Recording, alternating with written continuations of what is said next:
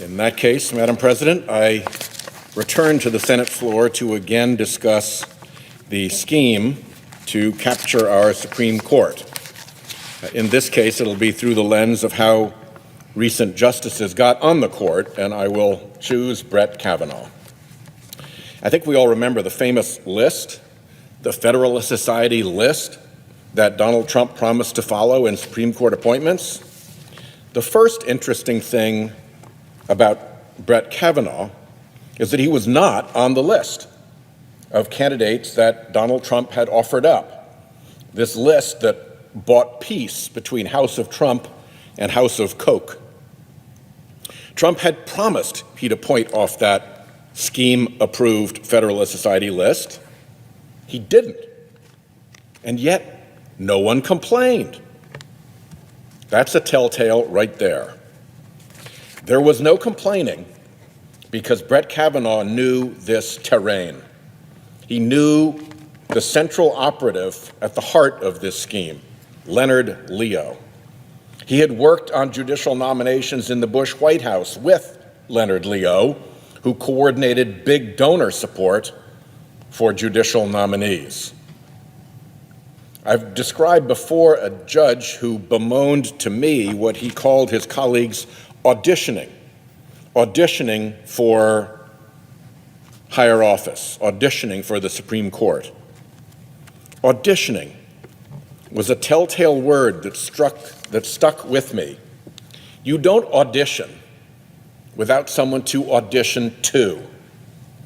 Well, Kavanaugh knew the guy at the center of the scheme, and he knew that the donor turnstile to the Supreme Court was run out of the Federalist Society. So Kavanaugh not only auditioned with Leo, he auditioned at the Federalist Society. And no one auditioned harder than Brett Kavanaugh.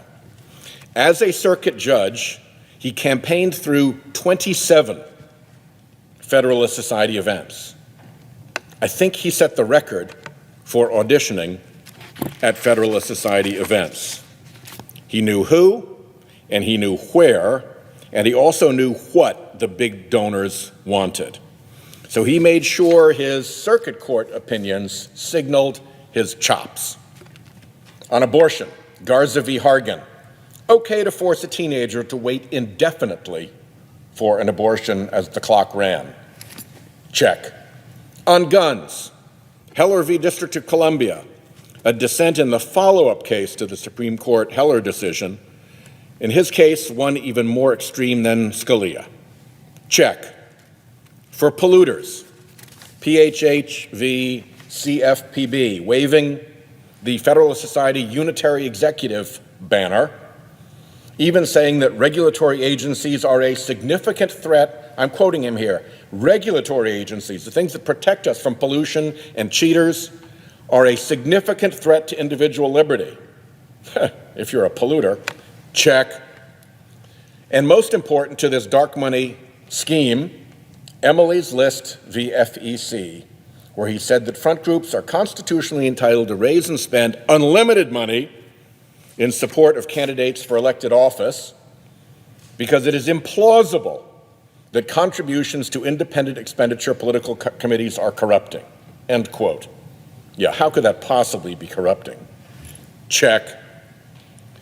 So this is behavior. In nature, when you see behavior, you can draw conclusions. When you see, for instance, a vulture wheeling, you can expect something dead below. It's not always true. The vulture may just be wheeling in an updraft eddy, but you get a number of vultures wheeling, it's pretty reliable that there's something dead below. And when so many judges start auditioning for advancement, that their behavior acquires a name from other judges, you can be pretty sure there's an audience for their auditioning. And Kavanaugh knew that audience. His relationship with Leo, Leonard Leo, his hustling of Federalist Society events, his insider knowledge of the Republican selection process and the big donors, and his ardent display of his wares in all the ways big donors would want was a winning combination. So Leonard Leo hand-walked him around the Trump Federalist Society list and straight to the top of the judicial selection pile and no one with a hand in the Trump-Koch deal that spawned the Federalist Society list voiced an objection. Kavanaugh had auditioned his way around the list, and the scheme could not have been happier with the outcome. All of that behavior is telling. There's a scheme, and Kavanaugh knew how to play it.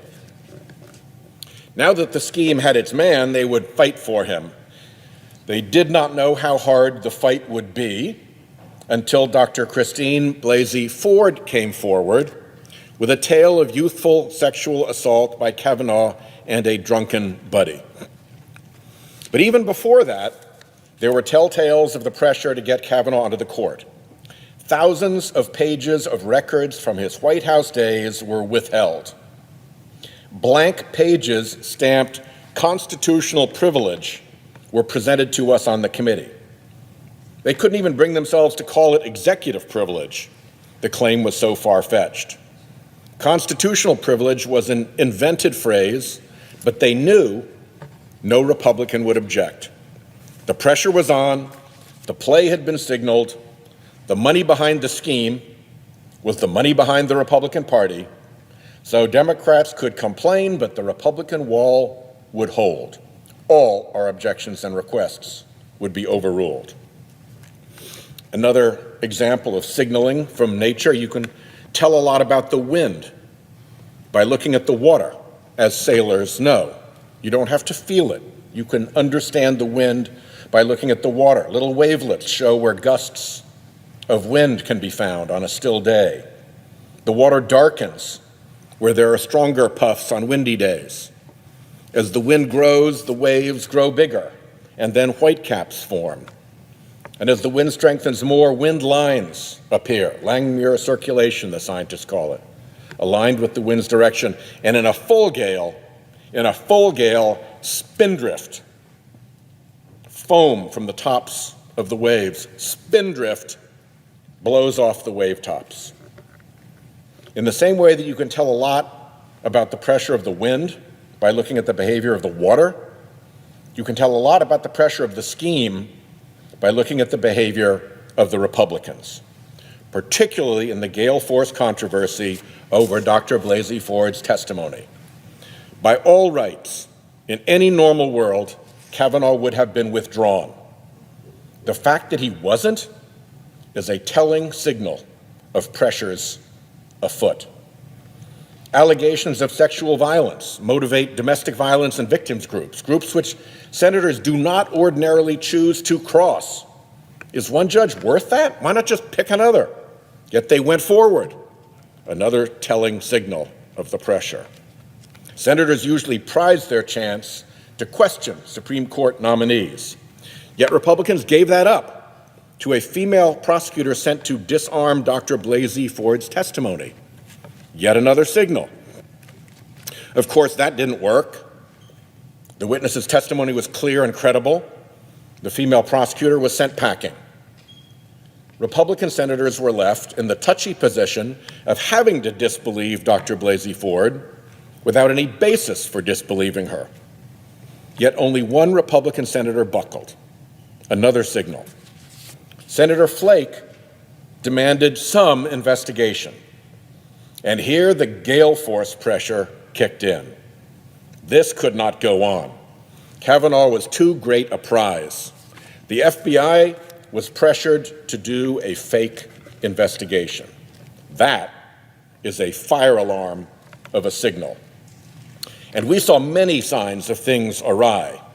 For a while, early on, the FBI became impervious to information. To put it mildly, that is not the FBI's customary disposition. An FBI that suddenly becomes impervious to information is quite a signal. The FBI was told which few witnesses could be interviewed. The interviews were cursory and terse. Other witnesses who came forward were ignored or turned away.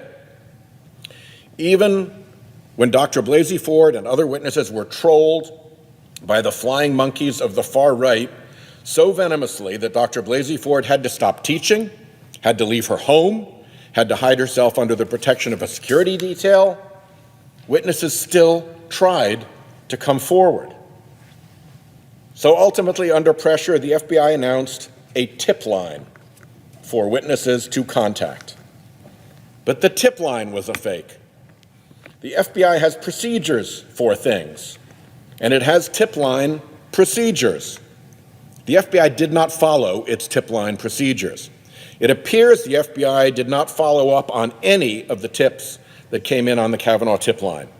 Instead, the FBI routed the Kavanaugh-related tips to the White House counsel's office for a decent burial.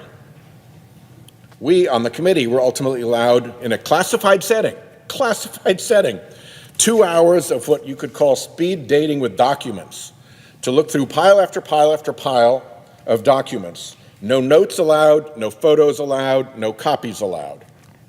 One of those piles, though, was tip line results. So we know that tips came in. The FBI admits thousands of tips came in. None were followed up. FBI statements at the time said they were following standard procedure.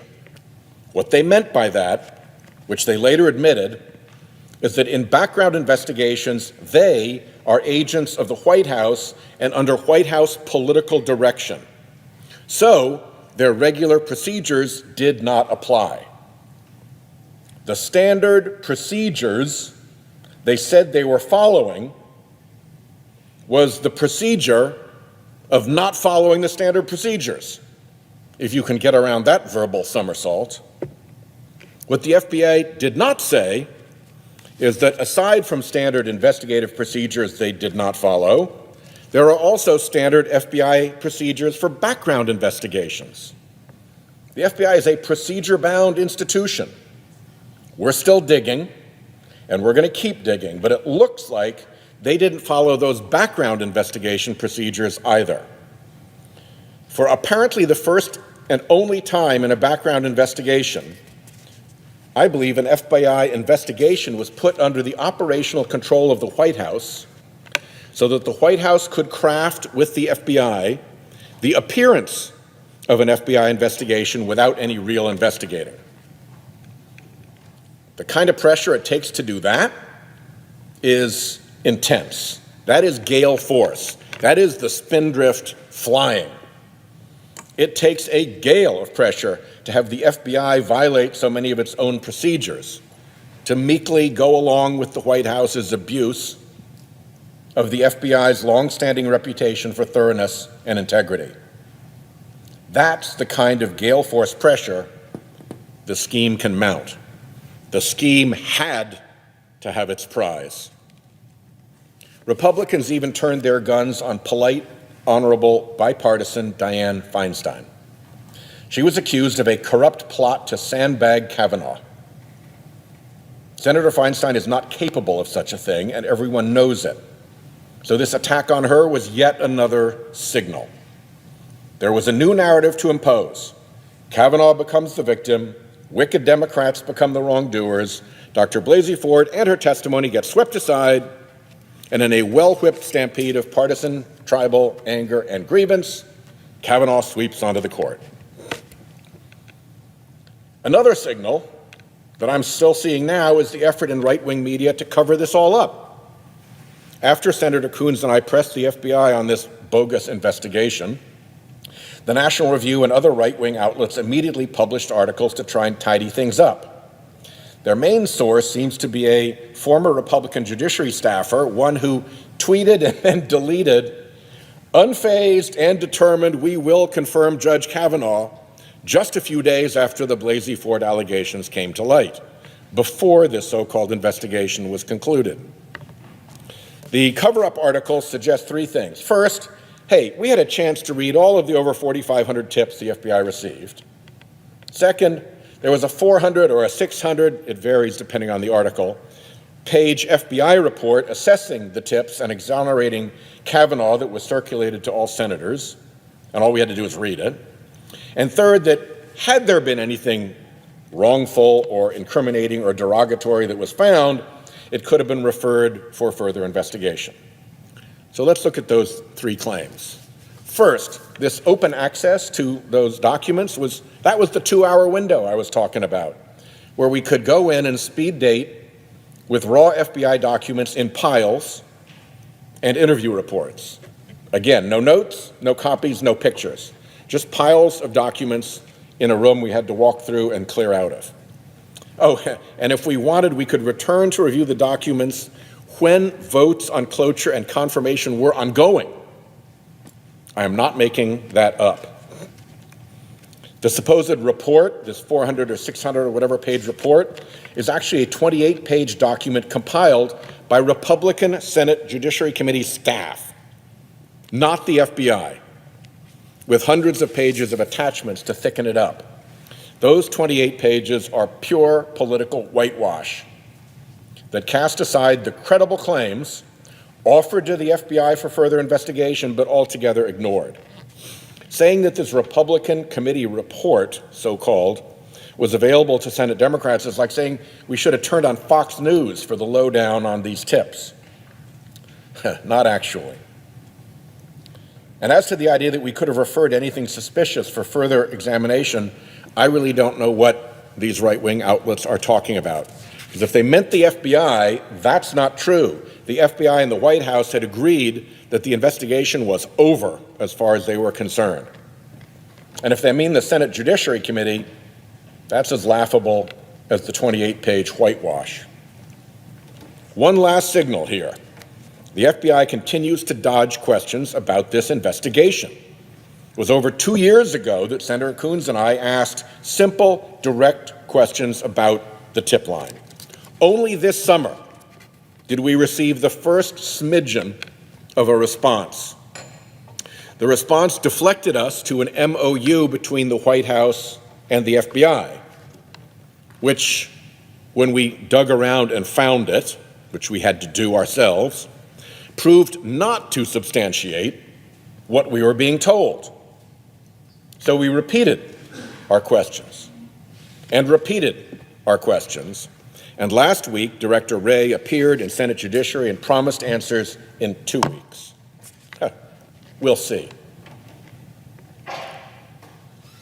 As a prosecutor, I know those cases where you can't go forward for a victim with the charges.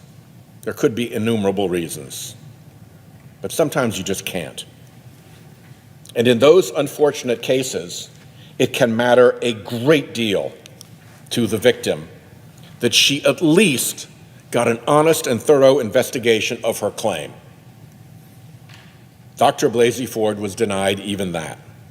The FBI sacrificed her to the gale force political pressure applied by the scheme to get this well-auditioned nominee into place.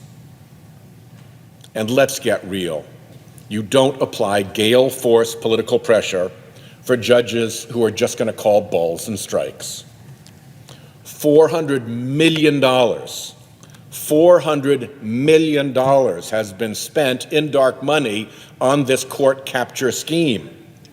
For $400 million, you don't want balls and strikes. You want judges who will throw the game for you.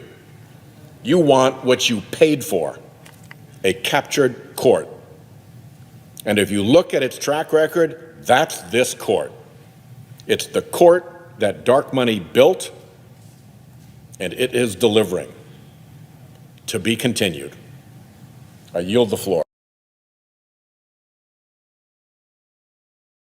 Mr. President, I rise today to discuss again the scheme by right-wing donor interests to capture and control our Supreme Court, just like big industries have captured and controlled regulatory agencies through history. In these speeches, I've covered the origins, motivations, and central players in the scheme. And today, I'm here to respond to a little bit of counter-programming from the scheme. So obviously, job one, if you have captured an agency, is to pretend it's not captured, it's still legit. Well, On Thursday, the minority leader, Senator McConnell, one of the principal operatives of the court capture scheme, traveled to the Heritage Foundation, one of the central dark money groups in the court capture scheme, to toast Justice Clarence Thomas, one of the most ardent justices in pursuing the scheme's donors' goals and purposes. Senator McConnell opened by lauding Justice Thomas for his campaign to overturn decades of precedent protecting women's constitutional right to abortion. That's an important point to note because the court is set to take up not one but two cases, offering the new 6-3 Republican majority a chance to tear down Roe versus Wade. But his other mission was to defend the court capture scheme. And that's an important mission right now because the court just hit an all-time low on Gallup's National Approval Survey. According to a poll out this month by one of the most respected pollsters in the country, about 2/3 of Americans think politics guides the Supreme Court's decisions. And that's not a partisan opinion. Republicans and Democrats share that view in equal proportion. And Americans aren't wrong. When big Republican donor interests come before the court, they win. It looks like every time. I've shown the pattern. I've published an article on it. It's currently at 80-0. Lawyers would love to take evidence like that, an 80-0 record, into court as pattern evidence of bias. So when the evidence is bad, what do? You blow smoke. There's an old propaganda technique of accusing your adversary of the exact wrong you are committing. It's such an old propaganda technique that it even has a Latin name, the tu quoque fallacy, from the Latin for you too. The Oxford English Dictionary defines it as, and I quote here, retorting a charge upon one's accuser. It's a rhetorical trick. At Heritage, Senator McConnell used this rhetorical trick, retorting a charge that critics like me of what has happened to the court were trying to politicize the court. Now, that's a particularly tricky version of this rhetorical trick because it's an accusation of something that we did not do, coming from people who actually did that. We have all seen in plain view the mischief done by Senate Republicans to capture the court for big special interests. They weren't even subtle. So,